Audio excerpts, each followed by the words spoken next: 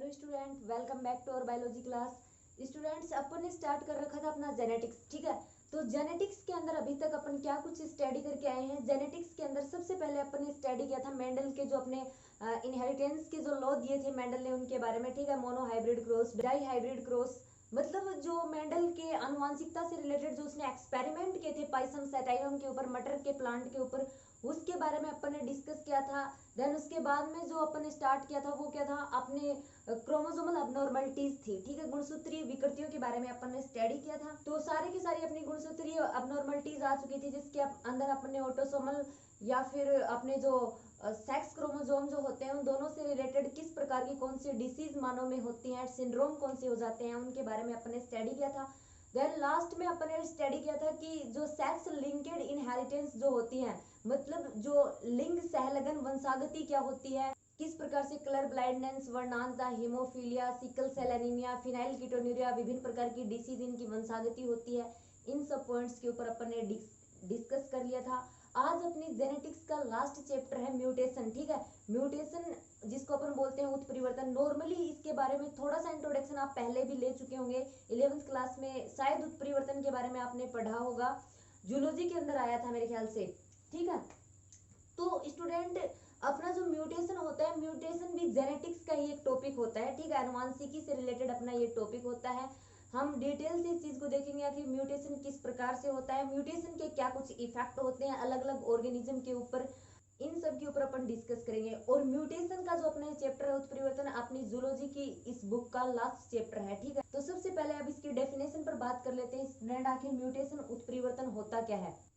तो स्टूडेंट, अगर मैं म्यूटेशन के बारे में आपको बहुत ही सिंपल लैंग्वेज में बताऊं, बहुत ही सरल भाषा में बताऊं, तो जेनेटिक पदार्थ आप जानते होंगे। आनुवांशिक पदार्थ कौन सा होता है? जो अपनी सेल्स के अंदर अपने जो डीएनए प्रेजेंट होता है, जो अपने क्रोमोसोम होते हैं, गुणसूत्रों के ऊपर जो जीन उपस्थित होते हैं, वो क्या है? अपना जेनेटिक मटेरियल होता है, अपना आनुवांशिक पदार्थ होता है। ठीक है, इसी आनुवांशिक पदार्थ के बेस पर क्या होता है, अपने माता पिता से उनकी जो नेक्स्ट जनरेशन होती है, उनके जो पुत्र पुत्रियां होती हैं, उनके अंदर क्या जाते हैं, उनके लक्षण जाते हैं, वंशागत होते हैं। ठीक है, आनुवांशिक पदार्थ जो होते हैं वो एक पीढ़ी के लक्षणों को दूसरी पीढ़ी में ले जाने का कार्य करते हैं। तो उत्परिवर्तन में मेनली होता क्या है, अपनी सेल के अंदर कोई भी ऑर्गेनिज्म हो, चाहे कोई भी ऑर्गेनिज्म हो, चाहे अपनी ही सेल के अदर ऑर्गेनिज्म, अदर जो जीव होते हैं, एनिमल्स होते हैं, चाहे प्लांट के अंदर अपन ले लें या फिर जीवों के अंदर अपन ले लें, म्यूटेशन सभी के अंदर पाया जाता है। ठीक है, उनकी सेल के अंदर जो जेनेटिक पदार्थ पाया जाता है ना, उस जेनेटिक पदार्थ में अकस्मात चेंज हो जाता है।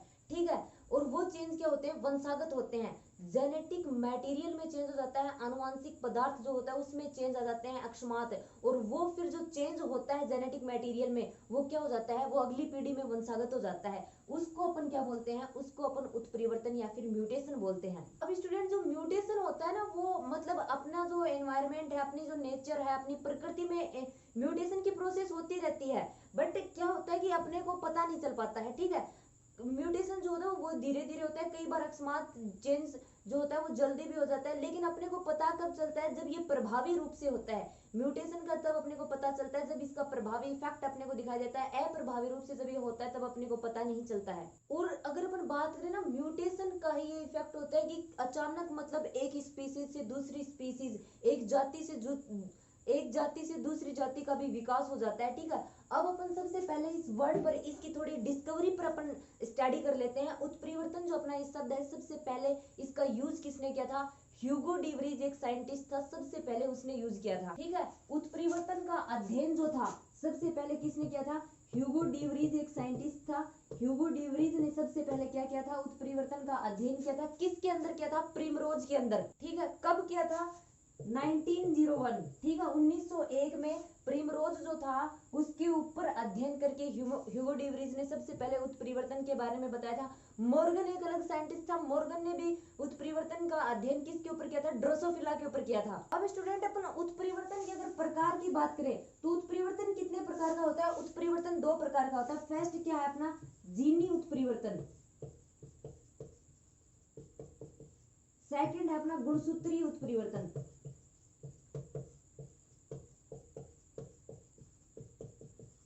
जीनी उत्परिवर्तन और गुणसूत्रीय उत्परिवर्तन दो प्रकार का अपना क्या होता है? म्यूटेशन होता है।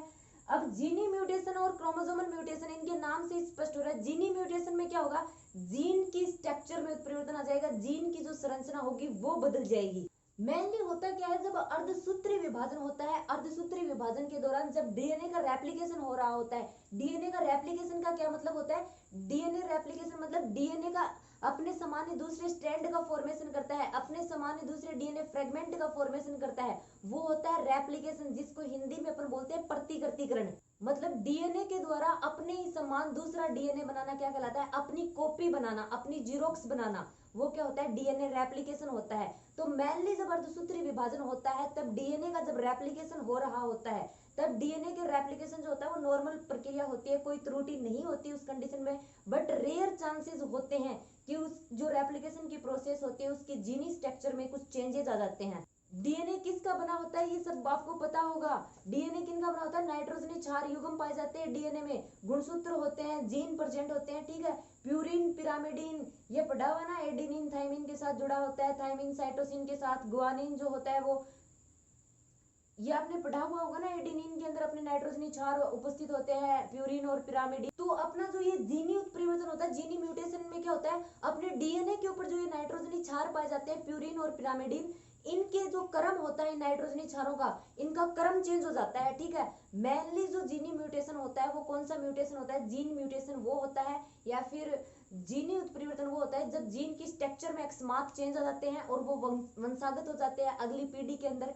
जब जीनी म्यूटेशन की अपन स्टडी करते हैं तब होता क्या है, तब ये होता है कि जो डीएनए में पाए जाने वाले नाइट्रोजनी क्षार होते हैं, उन नाइट्रोजनी क्षारों के क्रम में क्या जाते हैं, उनका क्रम चेंज हो जाता है। और ये जो जीनी म्यूटेशन होता है इसमें क्या होता है, जीन की संरचना में चेंज हो सकता है, जीन की या तो संरचना चेंज हो जाएगी, या फिर जीन का रासायनिक जो संगठन होता है ना, उसका केमिकल जो कंपोजिशन होता है उसके अंदर चेंजमेंट आ जाएगा। और जैसे कि स्टूडेंट आपको पता होगा, अपना जो जीन होता है वो गुणसूत्रों के ऊपर एक विशेष लोकस पर जीन स्थित होते हैं, ठीक है।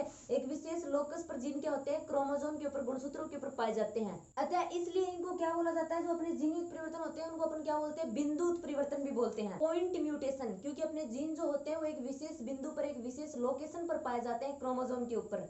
अब अगर स्टूडेंट अपन सबसे पहले जीनी म्यूटेशन के बारे में बात कर रहे हैं तो अपन ये देख लेते हैं कि जीनी म्यूटेशन आखिर कितने प्रकार का होता है। तो एक होता है अपनी संक्रमण प्रावस्था, संक्रमण जीनी म्यूटेशन। यहाँ पर सिर्फ अपन जीनी म्यूटेशन के बारे में बात कर रहे हैं, तो सबसे पहले अपन संक्रमण के बारे में बात करेंगे। ये क्या है, ये अपनी जीनी म्यूटेशन के प्रकार है, इसको इंग्लिश में ट्रांसलेशन भी बोला जाता है, ठीक है। और इसमें इस प्रावस्था में क्या होता है, इस जीनी म्यूटेशन में क्या होता है, इसमें ये होता है कि गुणसूत्रों पर जो डीएनए जो होता है उसके ऊपर अपना, अपने अभी पढ़ा है कि वो नाइट्रोजनी क्षारों से मिलकर बना होता है। तो संक्रमण जो अपना जीनी परिवर्तन होता है इसमें ये प्रोसेस होती है कि जो प्यूरिन जो अपना नाइट्रोजनी क्षारक होता है ना, उस प्यूरिन नाइट्रोजनी क्षारक के स्थान पर दूसरा प्यूरिन क्षारक आ जाता है, और पिरिमिडिन जो अपना क्षारक होता है उसके स्थान पर दूसरा पिरामिडिन आ जाता है। मतलब प्यूरिन की जगह पर दूसरा प्यूरिन आएगा, ठीक है, और पिरामिडिन की जगह पर क्या आएगा, दूसरा पिरामिडिन आ जाएगा। प्यूरिन क्षारक की जगह पर दूसरा प्यूरिन क्षारक और पिरामिडिन क्षारक की जगह पर दूसरा पिरामिडिन क्षारक। और स्टूडेंट प्यूरिन और पिरामिडिन क्षारक कौन से हैं, ये हर किसी को पता होना चाहिए, क्योंकि 11th क्लास में आप पढ़ के आए हो, ठीक है, पूरा का पूरा ये डीएनए के ऊपर स्टडी करके आए हो। फिर भी मैं आपको बता देती हूँ प्यूरिन क्षारक कौन से होते हैं।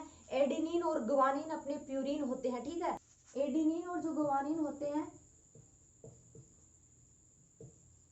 ये होते हैं अपने प्यूरिन, ओके।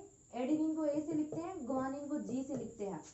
अब अगर अपन बात करें पिरामिडिन कौन से होते, तो पिरामिडिन होते हैं साइटोसिन, साइटोसिन, थाइमिन और यूरेसिल, ठीक है। ये क्या होते हैं, ये होते हैं अपने पिरामिडिन, जिसमें साइटोसिन को सी से लिखते हैं, थाइमिन को टी से लिखते हैं, यूरेसिल को यू से लिखते हैं, ठीक है। अब अपना आपने देखा कि प्यूरिन के स्थान पर प्यूरिन आएगा तो इसका क्या मतलब हुआ, एडेनिन के स्थान पर गुआनिन आएगा और गुआनिन के स्थान पर एडेनिन आएगा। एडेनिन जो होगा इसके स्थान पर गुआनिन आ सकता है और गुआनिन के स्थान पर क्या आ सकता है, एडेनिन आ सकता है। ये संक्रमण प्रावस्था में होता है। पिरामिडिन मतलब साइटोसिन के स्थान पर थाइमिन आ सकता है, यूरेसिल आ सकता है। जो यूरेसिल किस में पाया जाता है, आरएनए स्ट्रैंड में पाया जाता है, ये भी आपको पता होगा। अपने डीएनए में साइटोसिन और थाइमिन पाए जाते हैं। तो मतलब होता ये है कि अगर साइटोसिन के स्थान के ऊपर क्या आ सकता है, अपना थाइमीन आ सकता है, और थाइमीन के स्थान पर साइटोसिन आ सकता है। याद रखिएगा ये प्रावस्था अपनी संक्रमण प्रावस्था होती है। भूल कर भी आप ये नहीं कर सकते कि प्यूरिन के स्थान पर पिरामिडिन का कोई क्षारक आ जाएगा, नहीं, वो संक्रमण जीनी उत्परिवर्तन नहीं होगा, वो सेकंड प्रावस्था होगी, अपनी सेकंड प्रकार होगा अपना जीनी उत्परिवर्तन का। और सेकंड प्रकार कौन सा होगा, सेकंड प्रकार होता है अनुपथन, ठीक है। फर्स्ट जो था वो था अपना संक्रमण, सेकंड होता है अपना अनुपथन। अब अनुपथन से आप क्या समझते हैं, अनुपथन का मतलब ये होता है जो अपने नाइट्रोजनी क्षारक होते हैं ना, वहां पे क्या होगा, प्यूरिन के स्थान पर पिरामिडिन क्षारक आ जाएगा और पिरामिडिन के स्थान पर प्यूरिन क्षारक आ जाएगा। इस प्रकार का जीनी म्यूटेशन क्या कहलाता है, अनुपथन जीनी उत्परिवर्तन होता है, जिसमें प्यूरिन के स्थान पर पिरामिडिन, पिरामिडिन के स्थान पर प्यूरिन, मतलब अपना प्यूरिन का कौन सा होता है, प्यूरिन का है एडेनिन, पिरामिडिन का कौन सा है, पिरामिडिन का साइटोसिन। इस चीज को पर एग्जांपल के थ्रू समझे तो देखिए, आप प्यूरिन जो है, प्यूरिन कौन सा अपना एडेनिन और गुआनिन है, अपना पिरामिडिन कौन से है, पिरामिडिन अपने साइटोसिन और थाइमिन है, ठीक है। अब जो अपना अनुपथन कंडीशन है इसमें क्या होगा, इसमें ये होगा अपना जो एडेनिन है ना उसके स्थान पर थाइमिन आ सकता है, थाइमिन के स्थान पर एडेनिन आ सकता है, अपना गुआनिन है उसके स्थान पर साइटोसिन आ सकता है, साइटोसिन के स्थान पर अपना गुआनिन आ सकता है, ठीक है। जब प्यूरिन पिरामिडिन के साथ चेंज होता है वो कंडीशन होती है अपनी अनुपथन की, जब प्यूरिन प्यूरिन के साथ चेंज होता है वो कंडीशन होती है अपनी संक्रमण की। अगर नेक्स्ट पर अपन डिस्कस करें स्टूडेंट, नेक्स्ट अपना है फ्रेम शिफ्ट। फ्रेम शिफ्ट में क्या होता है, तीसरा है अपना फ्रेम शिफ्ट। इस प्रकार के जीन उत्परिवर्तन में क्या होता है, न्यूक्लियोटाइड में एक जीन की या तो हानि हो जाती है या फिर एक जीन की प्राप्ति हो जाती है, जिससे पूरा का पूरा कोड जो होता है ना वो चेंज हो जाता है, ठीक है। फॉर एग्जांपल के लिए आप देखिए, एक सामान्य कोडोन है न्यूक्लियोटाइड का क्रम है अपना AGG ACU GCA UAC CA।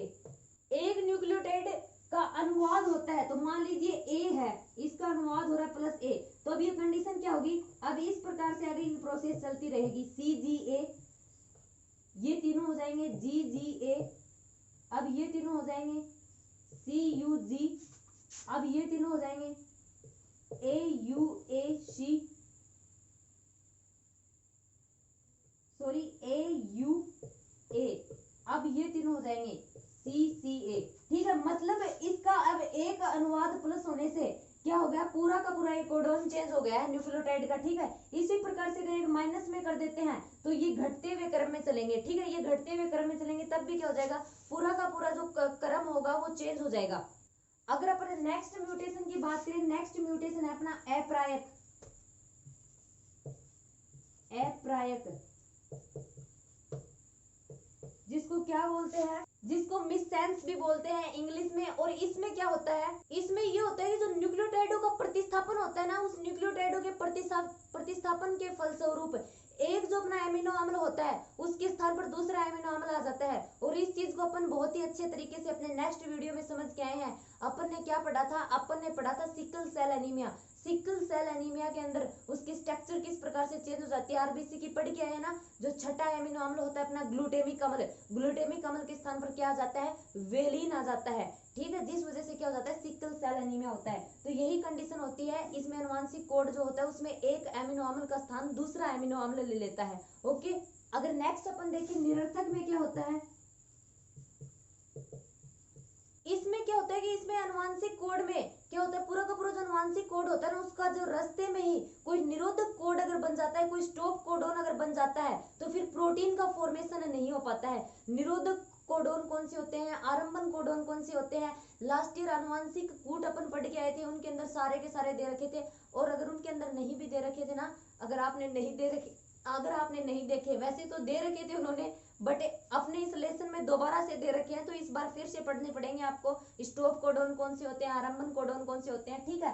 तो निरर्थक में ये होता है कि पूरा का पूरा जो अनुवांशिक कोड बन रहा होता है, अगर उसके बीच में कोई निरोधक कोडोन बन जाता है, तो फिर क्या होगा, उस पूरे के पूरे कोडोन से फिर कोई प्रोटीन का फॉर्मेशन ही नहीं हो पाएगा। फॉर एग्जाम्पल अगर अपन देखें, जैसे कि GAAG AAG AA, ये चीज तो आप समझते हो ना, ये कोडोन लिखे जा रहे हैं, guanine adenine guanine adenine adenine guanine adenine adenine, उनके सिंबल हैं ये प्यूरिन पिरामिडिन क्षारकों के। कहीं ये भी नहीं पता हो मैं लिख रही हूँ और आप ये सोचिए GAABCD किस लिए लिख रहे हैं, ठीक है ना।